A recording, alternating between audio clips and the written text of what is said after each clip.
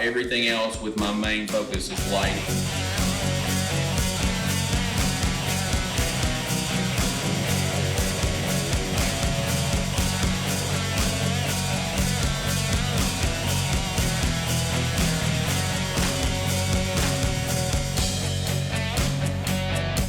So, hey, thanks for tuning in. We're glad you guys are with us here on the ProfitDig Construction Show. I've got Chris Work with me, Jeff Spencer, Jerry works behind the camera, and our special guest, Seth Williams. Thank you for having me, bro. Appreciate it. Thank you for coming. Old Jeff, bro. Yeah. Seth and I, we go way back, I guess, to junior high. Oh, yeah. Yeah. When it was the junior high. Yeah, now it's middle school. Middle school. Yeah. I was telling my kids that the other day, and they're like, I don't know if that's true. And I was like, I'm pretty sure it was. They stuck us in the little Connexes outside, or with those little trailers. Yeah. I remember that. Just throw them in the trailers. It'll be all right. Yeah. They'll learn something. Yeah. Don't lick the lead paint. Lick the walls. Yeah, that's probably asbestos. Don't worry about it. It's fine. Very no exposure. Yeah, as long as it's not scratched, you're good. That's right. Yeah. But yeah, we're great. We're glad to have you with us, Seth. I know one of the things you're doing right now is your primary gig is you work on. Is it just lighting, or is it stage setup in general? Well, so I've been working on and off in the industry since I did my first tour with a band in 2007. We were in a little RV, and ever since then, I've really focused on lighting. But when you go to these music festivals or anything like that, I've literally done. It's easier for me to tell you what I don't do, which is audio. I don't do any audio. Okay. But I've done just about everything else with my main focus is lighting. I can't make you sound good, but I can sure make you look good, though. Yeah, all right. Well, that's important too. Yeah, it's important. That's right. You come for the people. They want to see it. Yeah. So I've really enjoyed that and working on electronics and stuff, working on the fixtures, fixing them, designing the rigs, all the way up to being out on the road, running crews of people, building these lighting rigs and stuff. Every venue has, no two venues are alike, as much as we all wish that they were. But it's kind of crazy. The music industry here in the U.S. There's no standard. There's not a lot of standards with the rigging and stuff. Really? There's not. And I'm kind of surprised to hear that. I know, and it's kind of crazy. It's what a lot of people don't realize, But it's kind of unofficial ways to do things. Well, people build best practices over time, right? Exactly. But there's no company that's just stepped up and said, oh, we should do this. But now when you get over into the UK and stuff, they have companies that have been around for hundreds of years that have said these are the standards that they run by. So though a lot of the same practices flow over here to the US of what we do, especially with rigging and stuff like that when you're building truss, weight distribution, stuff like that. But at the end of the day, you just got to work with steel. Now, you got to look up at it and be like, once you see it bend, how much weight you could put on it. And, it's something you just got to work with it. So is it more like you're actually doing calculations, or is it more like rule of thumb? No, we have to do calculations. Sometimes we run load cells, depending on, how. So if you raise something, if you bring a lighting truss up level, you're going to have distributed weight, but as soon as you start pitching it, you're going to start getting, doing a little rake. Those calculations, you're going to end up more with up here because it's holding more weight than it is back here. Mm-hmm. So there are programs and stuff that you can put in your numbers and to let you know how much, that's distributed. Each fixture weighs 80 pounds or 90 pounds. And the truss can hold, 5,000 or whatever. You just distribute through there and figure out where your rigging points are if you're doing 3 or 4. And then we do load per, or weight per, per point. Do you have to derate those specifications? So if it says it's a 2-ton load limit on a truss, do you derate that and say, you know what, we're not going to exceed 80% of its recommendation, or? So most of the 2-ton stuff is the highest motor that usually that's in the industry. I've dealt with mostly 1/2 ton and 1 ton. Mostly it's nobody wants to exceed like 75 to 80%. So There is, but the motors themselves sometimes, like when they're certified each year, most motors those motors will run until literally they just freeze up. So a 1-ton motor will pull 3,000 pounds, 4,000 pounds, but it's going to burn itself up. Yeah, it's not going to fall because of the clutch system in them, but it'll just go till it burns out. Yeah. And it's more of the deflection rating with where, like if you put a bunch of truss up there, you don't want it to be smiling like this or have little things that, because that's, if you put 2 motors up there, you're going to be hanging in the middle. You don't want that. So you just. Well, you don't want to be at the show either and look up and see, like you said, a frowny face. No, unless it's you'd be like, man, that wasn't a curved truss when we got here. That's straight. Right. So it's. Show was great, man. Yeah. That truss made me nervous. Yeah, a little bit concerned about the situation behind the stage. But and that comes with there's in the preliminary when they start with all the paperwork and stuff with finalizing a design, then they have somebody come in. There's programs called Vectorworks that a lot of people use now. I personally have used it a lot, and you can literally build your truss in it, pick the fixtures. It's already updated with everything, and then it spits you out calculations, which is great. But when you're doing stuff on the fly, everybody hates that I do it because I've worked with so much steel. Once you see steel, you know how much everything weighs. Everybody hates it sometimes because you have to, sometimes from venue to venue, things change. So, if your point's going to move from this way to this way, and when I say point, that's where the motor is hung in the ceiling that's going to connect to the truss. So say if your point needs to be hung from here to here instead of doing what we call a bridle, where you come from this beam and this beam to another point to your point, and you want to do dead hangs because you get the most out of each hang. What's a dead hang? Sorry, dead hang. Sorry. Yeah. So a dead hang a dead hang is when you come straight off a beam. So you're dead right off the beam. But when you go to like in between 2 beams, and you're going to use Pythagorean theorem to figure out where that point needs to land. Sometimes you can say, oh, it's only, you're in what they call, a bay between these 2. Oh, it's only 2 feet or something this way. The calculations are not going to throw off that much. Like you can look at a truss and be like, oh, there's only a backdrop on this. There's only like a couple 100 pounds on this truss that can hold thousands. So it doesn't. You'll be okay to go back and forth to move a little bit.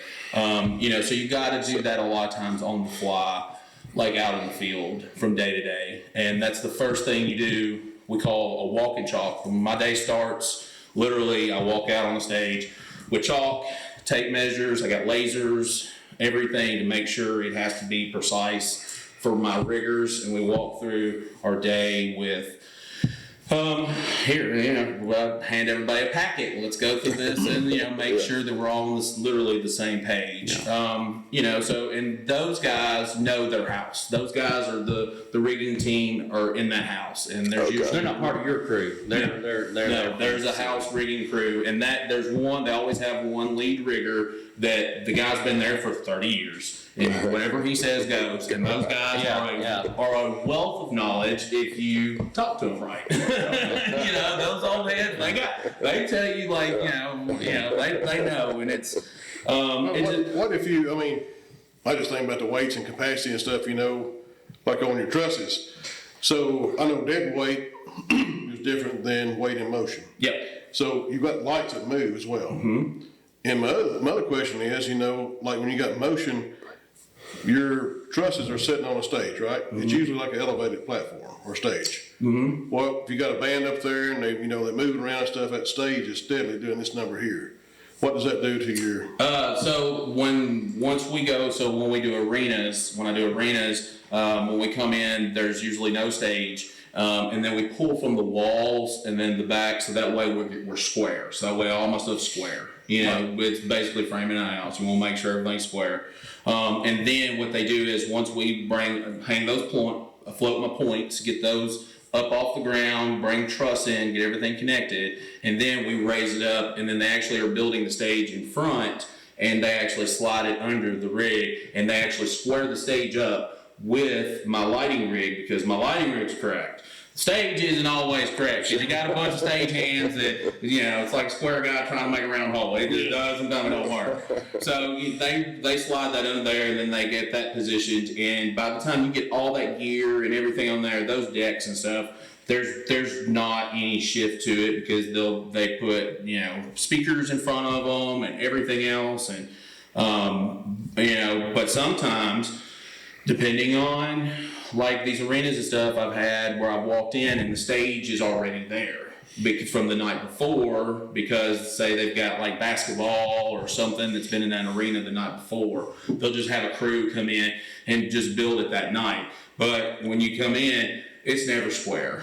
It's never square. And you know, so you know, sometimes it's probably not as important for them, right? Legitimately, and those guys have already probably on their 12th hour. Oh yeah, and you know, that's why in the industry, like my day usually starts at 7 a.m. and sometimes I don't get in my bunk until 2 or 3 a.m.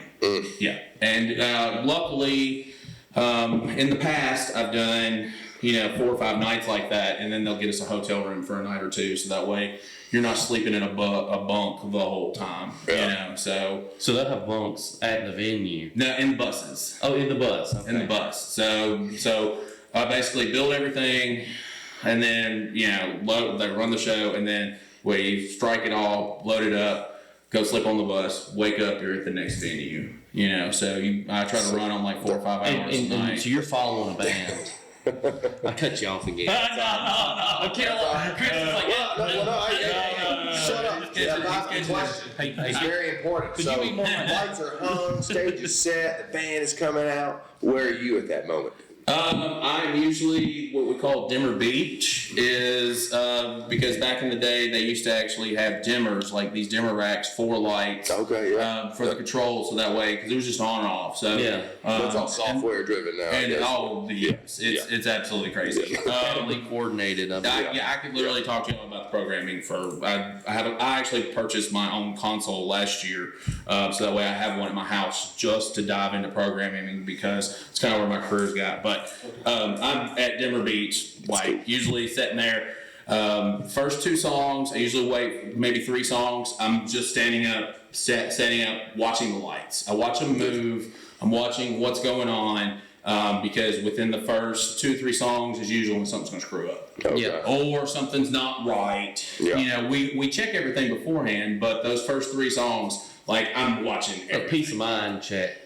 More than anything. Yeah. And I don't go far. And in the past too, I was out with a guy called Tyler Childers. I was his crew chief last year, and I had to build this video wall that basically hung over his head every single day. Oh. So I had to hang 7,000 pounds of steel over this guy's head every single day. And so you want that to be right. so when we were outdoors, literally I'd be standing there watching that steel and watching him, you know, just to make sure, because it was swinging, you know, and I was having to work with our video crew, because video is another entity. So combining lights and video is a very hard thing to do, and it doesn't happen very often, but I worked with an amazing crew that they're absolutely amazing. We all worked really well together. But there was a couple of times, especially when we were at Red Rocks last year, I saw that I had this video wall swing, and I was just like, you know, I was like, I had to watch. I was like, he's the only one I got to grab, you know. But ready to tackle somebody. I just get out, you know. Don't want to end up on YouTube. I don't want to end up on YouTube. You imagine being the guy. Unless you're on the ProfitDig construction. You don't want to be the guy that accidentally killed Tyler Childers. Oh man. Me and him got really close, because there was a couple times, like, cause you see it, I know he sees it, like, you know, he just look up, but as long as he saw me watching, you know, like, that's the big thing, you know, working with artists and stuff over the years. They watch you, they watch how you work, you know, and It's a blessing. I'm cross your fingers. I'm hoping that they're going to bring me back again this year. It's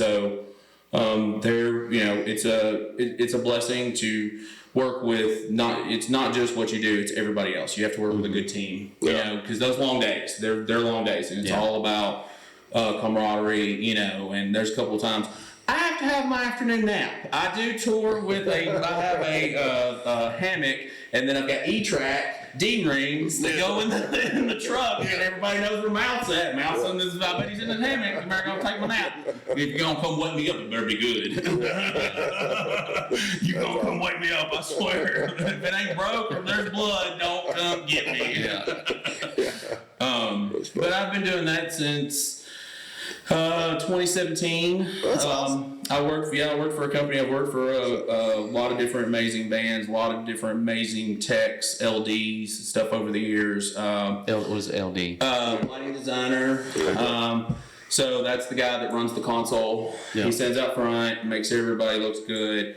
And the different type of lighting and stuff, even with what y'all are doing, static lighting, stuff like that, you can make things really enhance things and make things look, change and everything, as opposed to when you go to some concerts like jam bands and stuff, they don't want to, you get these like different, it brings you in. But country artists and stuff, they have videos and stuff like that, so you can't take away, you're just accenting. So working in that field has been great. I enjoy it. Like I said, it's just the non-standards is kind of weird from going from building wind turbines to where engineers have got to sign off on everything. To you have to know. Nobody's signing off on anything. Just the guy that's paying me. I freelance a lot, so working with, I actually pick up the majority of my work from people that I know that have watched me work. You've built a network. That's cool. In the name. Yeah, and that's where the South Mouth comes in. Show us what we got. I shoot shit with the best of them. I like it. Most people can stir more. I can stir more shit with a boat paddle or a toothpick than most people can with a boat paddle. That's awesome. Seth was kind enough to bring us these stickers. South Mouth stickers. But it's and honestly too, and something else too. Since moving back to Dixon, a lot of people don't do this. I'll tell y'all this. I work with the Burns Middle School. I've been working with them. This is my second season working with them. I teach a lighting workshop with their drama club. That's awesome. I can see that translating very well. So I got out there last year. I had the first lesson. We learned how to roll cables correctly. So I brought 5 foot and a 10 foot, and then I brought 100 foot, and we were in the gym, and I was like, all right, let's slide across that floor. I said, who wants to learn how to do this? And I had one little girl. She did it really good, and I was like, man, she's gonna be a crew chief, And I had my next guy, my little boy, he did it. It was 100 feet, but it was this big around, super tech. I was like, he's gonna be a tech. And then this little girl at the end, she got to go in about three quarters of the way through it. She goes, "What's that muscle? Ow!" And I said, "That's work, girl. That's work. That's what it is. Get it in there." And she was like, "Ow, ow." She was so cute though.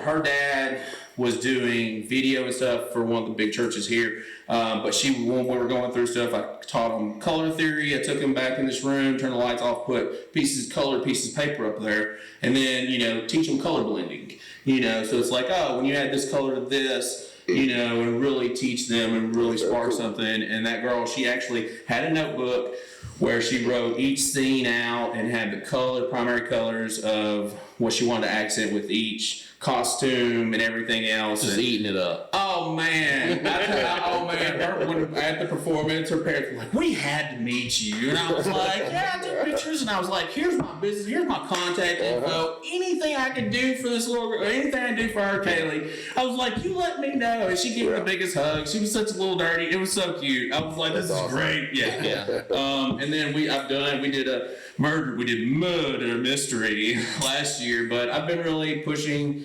helping with them a lot with, just to help. I had somebody call me that's running that, and she asked if I could help, and I said, well, I grew up in Burns. I'm from Burns. I went to Stuart Burns Elementary, and literally grew up like just a couple of miles down the road. So, it's been nice kind of living back here in our hometown, and it's just I moved away. We all did, and now we all got old and we moved back. Well, it's like the older you get, it's like the less you trust the government and the less you trust people. You just want to be out in the middle of nowhere. I'm going to Bandleer. Y'all stay away. You just want to That's go. how old, what's his name did it on 90210? What is that, Cumberland Furnace? Oh, yeah. Luke Perry. Luke Perry. Yeah, Luke Perry. Yeah. See, he was years ahead of us. What was it? You ever heard the story about him, where the old store out by the airport where it used to be, not where it's at now, but at the other building? I guess this was right after he first moved here. He come running in, it's before cell phones, come running in and said, there's a barn on fire, there's a barn on fire. Tobacco. And they all the little men in there in the morning, was like, what the hell are you talking about? And then they were like, oh yeah, tobacco barn. Everybody was like, who the hell was that? And then some of the little lady, I remember that when I was a kid, them telling me that. So Luke Perry. Well, if you didn't know, I could see how that would be really concerning to you. There's a barn on fire, there's a barn on fire. What the hell's wrong with you? Well, for the viewers that aren't familiar with that, it's the smoking tobacco bar. Yeah. When you're driving out. So he thought it was on fire. Yeah, they all come running out there. Apparently, it was just like, oh no, it's just they just do that. So I don't know if you've ever. That's the old thing I heard. So. That's one of my favorite smells, actually. It is good. Driving by a tobacco bar. Yeah. I love that smell. Well, all right, fellas, I'm gonna close this out. Seth, I love that sticker, Seth. Well, thank you. It is cool, man. the more I look at it, the more I find. It's really good. I wouldn't go that far. I didn't like me that much. What do you think? Pull the tight. She'll improve. Just show up. Yeah. All right, well, Seth, Jeff, appreciate you. Thank you. All right, guys. Y'all check us out at ProfitDig.com. Hey, like the video, subscribe to the channel, leave some comments. Let us know what you want to talk about. If you are looking for the world's easiest to use job bidding and costing solution, again, check it out, ProfitDig.com. We'll see you soon.